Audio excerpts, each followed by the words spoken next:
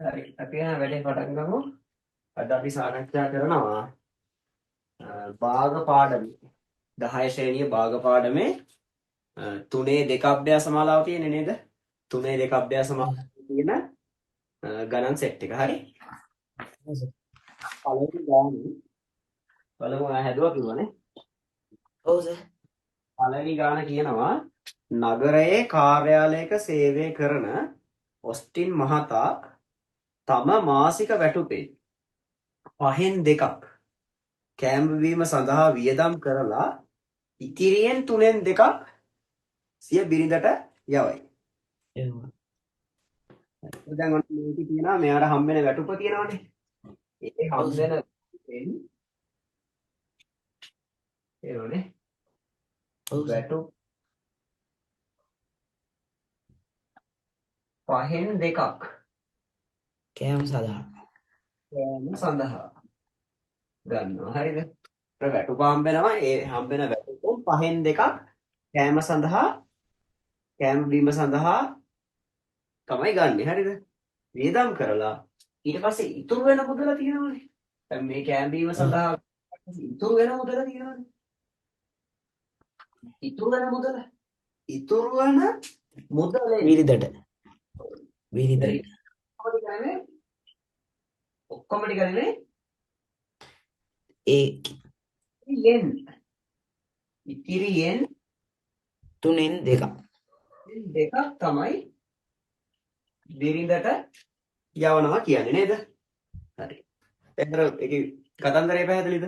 එයාට හම්බ වෙනවා ඒ හම්බ වෙන වැටුපෙන් 5න් 2ක් කෑම බීම වලට වියදම් කරනවා. ඒ වියදම් කරලා ඉවරනාට පස්සේ ඉතුරු වෙන මුදල තියෙනනේ. ඒ ඉතුරු වෙන මුදලින් 3න් 2ක් බිරිඳට යවනවා කියනවා නේද? හරිද? මම මේ කියන කතාව ලස්සන මේකේ ගහගන්න. දැන් පළවෙනි ප්‍රශ්නේ මොකක්ද කියන්නේ?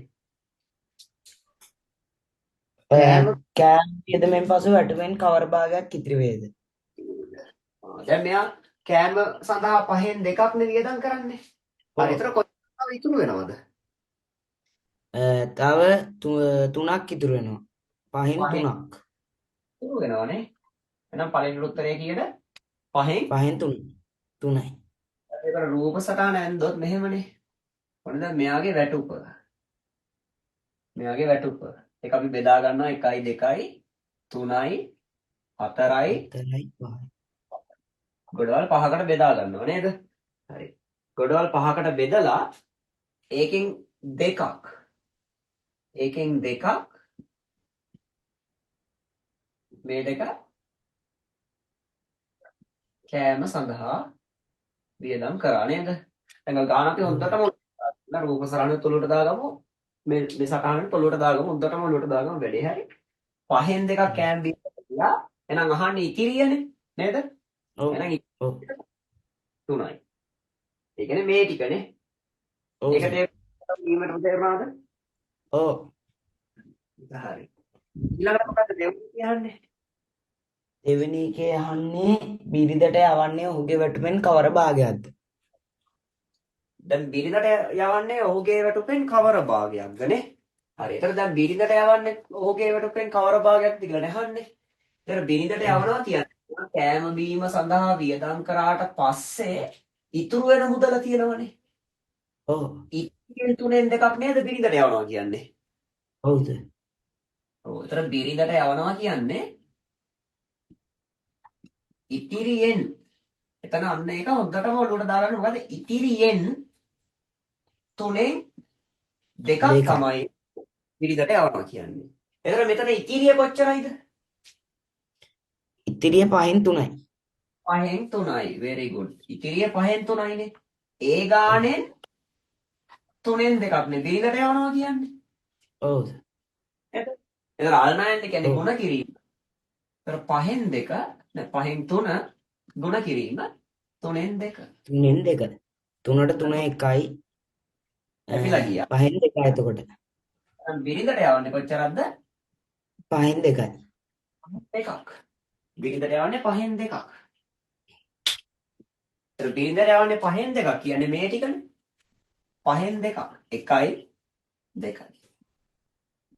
මෙයා බිරිඳට යවලා තියෙන වැටුපෙන් මුළු වැටුපෙන් පහෙන් පහෙන් දෙකයි. ඒ උත්තරය ආවද තනියම?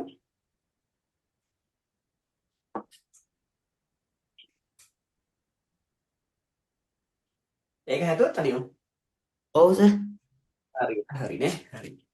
තුන්වෙනි එක අහනවා මොකද්ද?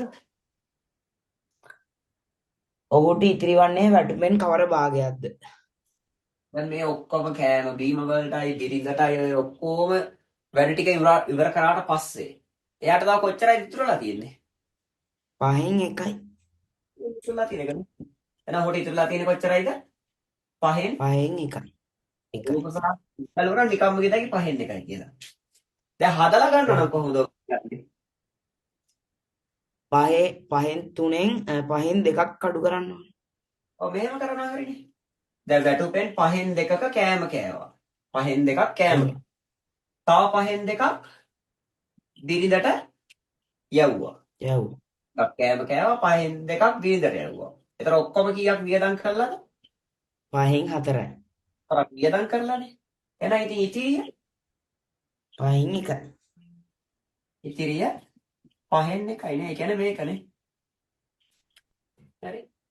දැන් ඔය විදිහේම ගානක් තමයි ඕලෙල් හරි ඔය දැන් මේ පාර වාරි විභාගෙට හරි එන ගානේ කරන්න තියෙන්නේ මෙන්න මේ වගේ පොඩි කොටසක් තියෙන්නේ. හරි. ගාන හොඳටම ඔලුවට දාගෙන ගියා නම් නේ රූප සටහනෙන් හෝ මේ ක්‍රමයට හදාගන්න පුළුවන්. හරි.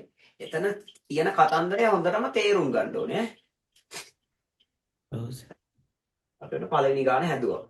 හරි. එහෙනම් ඔයා එන්න දෙවෙනි ගානට ඒකත් හදුවා. එකක් හැදුවනේ. හරි. අපි එන එකත් සාකච්ඡා කරමු. හරි. මේක වෙනාලා ලියා ගන්න තියෙන රූප සරණය මැදලා තියෙන්නේ. ඔව් සර්. දෙක වෙන. ඇඳගන්න මොකුත් අවශ්‍ය දේවල් නැහැ. එන්නේ තව ලියා ගන්නවා තියෙනත් කියලා පොතපල. නෑ සර් ඔක්කොම ලියලා තියෙන්නේ. හරි උත්තර ටික. හරි.